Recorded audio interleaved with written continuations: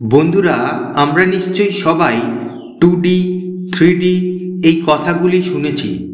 এই 2D এর মানে হলো 2 ডাইমেনশনাল ও 3D এর মানে হলো 3 ডাইমেনশনাল।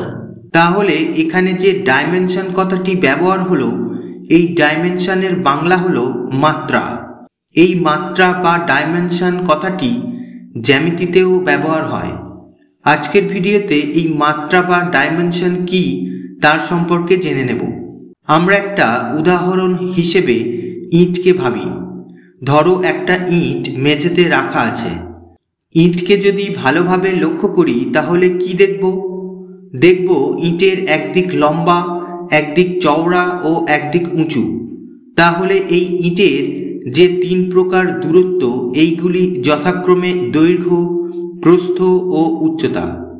এই দৈর্ঘ্য, প্রস্থ ও উচ্চতা এদের প্রত্যেকটিকে মাত্রা বলে। আমরা প্রত্যেকে যে ঘরে বাস করি তারও দৈর্ঘ্য, প্রস্থ ও উচ্চতা আছে। অর্থাৎ প্রত্যেকটি ঘর 3 মাত্রা বিশিষ্ট বা ত্রিমাত্রিক।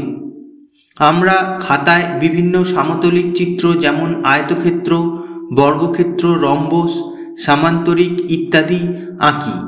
এগুলির 2টি মাত্রা থাকে। এগুলি দৈর্ঘ্য ও প্রস্থযুক্ত হয়, তাই এগুলি দ্বিমাত্রিক।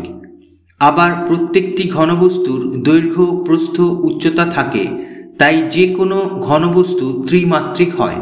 তাহলে আমরা আগে উদাহরণ হিসেবে যে ইঁটের কথা বলেছিলাম, সেই ইঁটের দৈর্ঘ্য, প্রস্থ ও উচ্চতা 3টিই আছে, তাই ইঁটটিও ত্রিমাত্রিক। তাহলে বন্ধুরা, আশা করি মাত্রা সম্পর্কে তোমাদের কিছুটা ধারণা দিতে পারলাম। ভিডিওটা যদি ভালো লাগে তাহলে প্লিজ কমেন্ট করে জানাও ও ভিডিওটা লাইক করতে ভুলো না। চ্যানেলটাকে প্লিজ সাবস্ক্রাইব করো, কারণ ভবিষ্যতে এইরকম ভিডিও আরও তোমরা পাবে। এতক্ষণ ভিডিওতে সাথে থাকার জন্য ধন্যবাদ।